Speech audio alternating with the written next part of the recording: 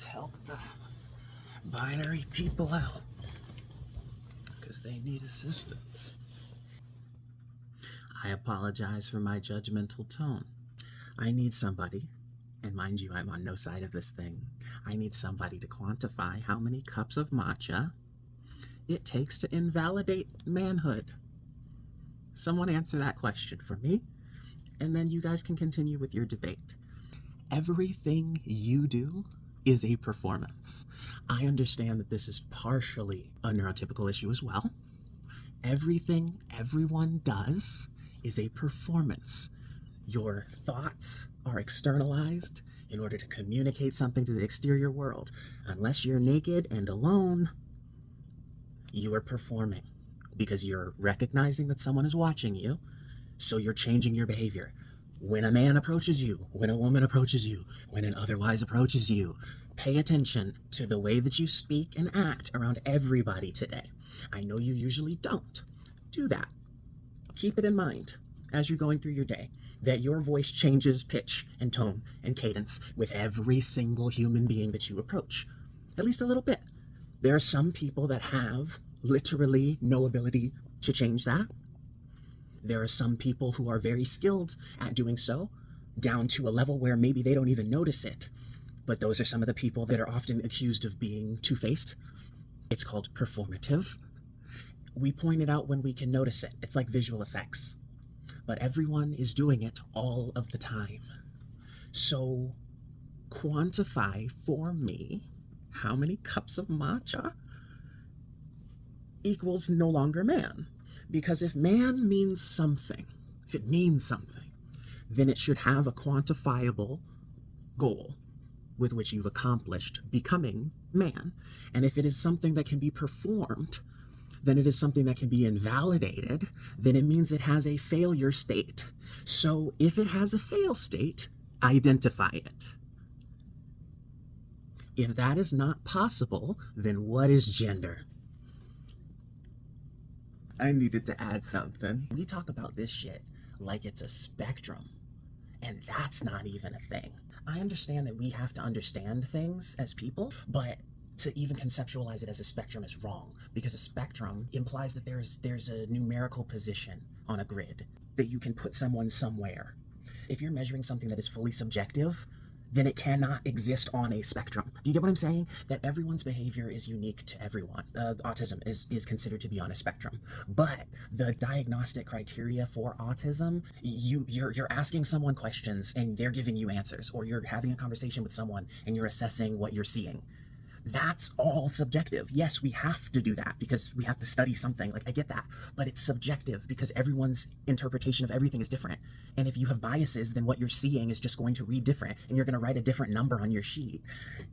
So if you only look at a certain type of kid at a certain time in history, then you're going to get certain results because of a lot of factors that just can't be identified. They cannot be numerical. So how many cups of matcha, how many episodes of My Little Pony, how many unmasculine things or unfeminine things does it equal no longer woman or man? If that is not something that can actually be numerically selected, then you don't even exist on a spectrum, because you are whatever you want to be, because you're choosing to perform enough of those things in whatever moment necessary to get people to treat you the way you want them to treat you.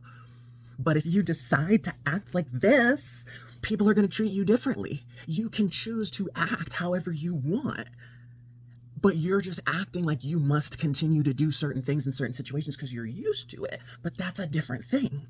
And nobody acknowledges that. And when you point that out in public, people get mad at you.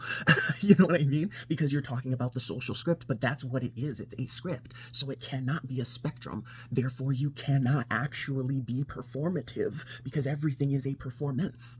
So gender itself, to me, doesn't exist at all. Like, that we're having fights over something that just does not exist at all.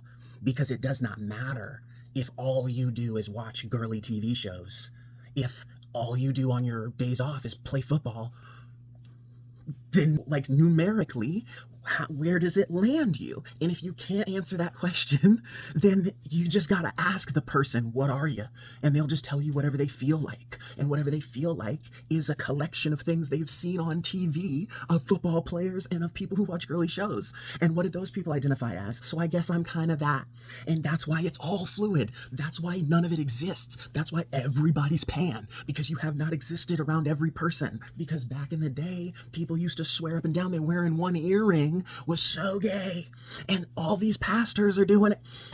When pastors started doing that, that was when I broke free of the matrix, because what does that mean? What does that mean? I remembered being a little kid in the early 2000s and that being a capital crime. Just a, you're going to hell. You're going to burn eternally because the ring means something. Watch The Good Place. There must be a number that you're so bad that if that can't be identified, then what is anything but a performance? But people see me or they don't. And how do I want to be treated going forward for my actions? And some of us care a lot, some of us care a little. That's it. There's nothing deeper.